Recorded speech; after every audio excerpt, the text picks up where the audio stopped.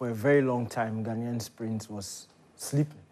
And then 2019, these boys emerged when they went to Rabat, won the Africa Games. And from then, it's been achievement after achievement. They've made back-to-back Olympics finals. They made one in Tokyo, and then in Paris, they were also brilliant. They did the World Championships last time around. The only unfortunate thing was that injury struck, so they were not able to compete. But this is back-to-back.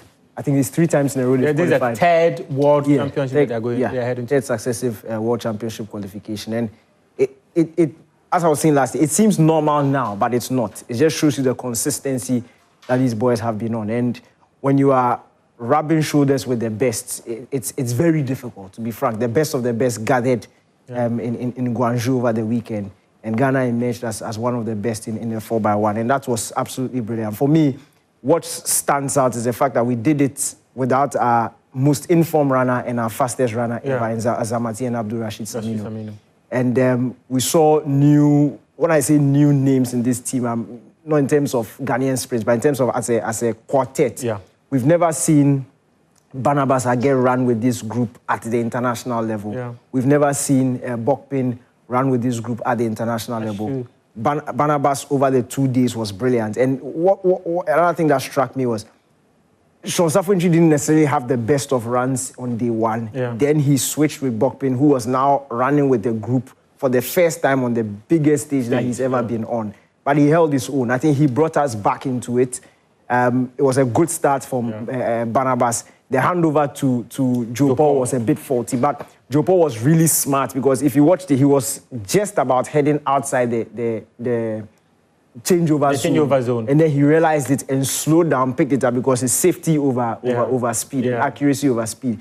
He slowed himself down. And as he was running, the first few seconds into his stride, he was trying to juggle the baton. He knew that if he takes off, the guy will not catch him. Exactly. Then he started getting into his running. So he had managed to close down the gap that existed at the point where he was picking up the baton, handed it over to Bokpin, who did a really good job of keeping it as close as possible. Because we knew, especially from evidence of day one, that when Fuseni picked up the baton, it will be a different story. And he gave him just enough time for him to close down that gap.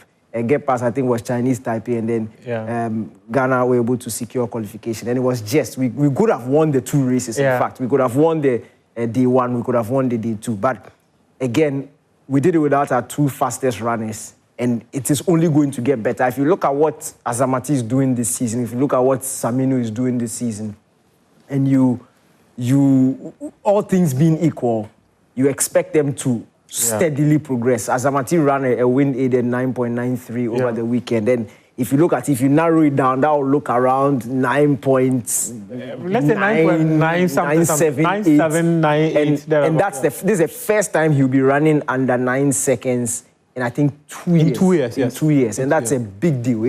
He's slowly rediscovering his form. If you go back last season, at the start of last season, which was the Africa Games, it was at the beginning of the outdoor calendar. And he was running 9.35 and 9.33. And he ended up not going too well at the Olympics, although he managed to make the semi-final of an Olympics. This time around, he's starting and he's done, I think, 10.07. He's done 10.03. He did 10.07, 10.02, and now 9.93 wind-aided. 9.5, because which was wind-aided and all. So for me, he's on that trajectory to get him back to his best. And if we can manage this period for him, manage this period for Saminu, and you have the likes of Joe Paul and then Fuseni, we could be seeing something at the World Championship. But again, it's a bit too early to call something like that, but you have to give them credit for yet again qualifying for another World Championship.